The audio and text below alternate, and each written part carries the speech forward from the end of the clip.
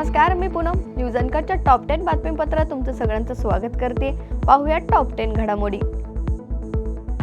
उत्तराखंडमध्ये पर्यटन वर्षभर चालण्यावर भर देण्याचं महत्त्व अधोरेखित करताना पंतप्रधान नरेंद्र मोदी यांनी काल सांगितले की पंतप्रधानांनी हिवाळी पर्यटनाला चालना देण्यासाठी आयोजित एका कार्यक्रमात भाग घेतला होता आणि उत्तराखंड जिल्ह्यात हर्सिल येथे ट्रेक आणि बाईक रॅलीला हिरवा झेंडा दाखवलाय। मोदी म्हणाले की उत्तराखंड पर्यटकांना योग आणि आयुर्वेदाद्वारे रिचार्ज आणि पुन्हा ऊर्जावान होण्याची संधी प्रदान करते। विद्यार्थ्यांच्या हिवाळी सहलींसाठी विद्यापीठ, खासगी शाळा आणि महाविद्यालय यांनी उत्तराखंडचा विचार करावा असं आवाहन केलंय। हिवाळी लग्नांसाठी देखील राज्याचा विचार करण्याचं आवाहन यांनी लोकांना केलंय। मुंबई शहरातील धोकादायक जुने आणि मोडकळीस आलेले उपक्रमात इमारतींच्या जलद पुनर्विकासासाठी लागू करण्यात आलेले धोरण 3 महिन्यात उपनगरातील इमारती व चाळींच्या पुनर्विकासासाठी लागू करण्याची घोषणा उपमुख्यमंत्री एकनाथ शिंदे यांनी विधानसभेतून केली आहे। लक्षवेधीच्या माध्यमातून मुंबईतील धोकादायक इमारतींच्या पुनर्विकासाचा प्रश्न सदस्यांनी उपस्थित केला होता। लोकसभा विरोधी पक्षनेते आणि काँग्रेस खासदार राहुल गांधी हे काल महाराष्ट्र दौऱ्यावर होते। त्यांनी मुंबईतील धारावी झोपडपट्टीत भेट दिली। तत्पूर्वी काँग्रेस नेत्यांनी व खासदार वर्षा गायकवाड यांनी त्यांचं मुंबई विमानतळावर स्वागत केलंय। राहुल गांधींनी धारावी मधील चामा स्टुडिओला भेट देत तेथील उत्पादन, कलाकारी, बॅगची पाहणी केली आहे। राहुल गांधींनी काल धारावीत सुधीर आणि त्यांच्या टीम सोबत गप्पाही मारल्या, तसेच त्यांचं काम जवळून पाहत स्वतःही ते काम करण्याचा प्रयत्न केला। यावेळी राहुल गांधींनी शिवणकामही केलंय।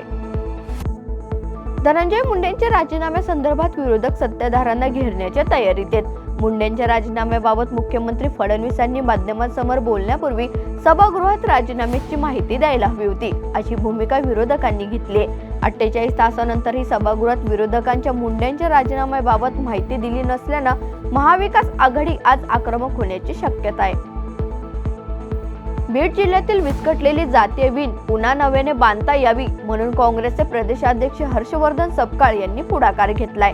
सद्भावना यात्रेनिमित्त बीड जिल्ह्यात सामाजिक क्षेत्रात काम करणाऱ्या सर्व जाती संघटनांना पदयात्रेत सहभागी होण्याची विनंती करण्यात आली आहे। HIV बाधित मुलांसाठी काम करणारे सामाजिक कार्यकर्ते दत्ता वारगजी यांनी उभ्या केलेल्या इन्फंट इंडिया या संस्थेवर सपकाळ मुक्काम करणार आहेत। पुण्यात जय भीम संघटनेच्या वतीनं राहुल सोलापूरकर विरोधात तीव्र आंदोलन करण्यात आलंय। छत्रपतींचा अवमान करणाऱ्या राहुल सोलापूरकरला महानगरपालिकेच्या सल्लागार समितीवरून काढावं अशी मागणी करत आंदोलन करण्यात आलंय। जय भीम संघटनेच्या वतीनं करण गायकवाड यांनी याबाबतचं निवेदन अधिकाऱ्यांना दिलंय। लाडकी बहीण योजनेचा लाभ काबाड कष्ट करणाऱ्या महिलांसाठी आहे, पण काही वेगळ्याच महिलांनी त्याचा फायदा घेतलाय, त्यामुळे त्यांची छाननी सुरू आहे, असे राष्ट्रवादी काँग्रेसचे आमदार अमोल मिटकर यांनी म्हटलंय। मिटकर यांनी लाडकी बहीण योजनेच्या सुरू असलेल्या छाननीचं समर्थन केलं असून या योजनेच्या चुकीच्या पद्धतीने लाभ घेतला जात असल्याचंही म्हटलंय। युरोपियन कमिशनचे अध्यक्ष उर्सुला वॉन डेर लेन यांनी युरोपला सशस्त्र करण्यासाठी $842 अब्ज उभारण्याचा प्रस्ताव दिलाय। मंगळवारी सादर करण्यात आलेला हा प्रस्ताव 5 भागांमध्ये राबविला जाणार आहे, ज्यामध्ये युरोपियन युनियन सदस्य देशांना सशस्त्र देण्यासाठी $160 अब्ज संरक्षण निधी तयार करणं समाविष्ट आहे।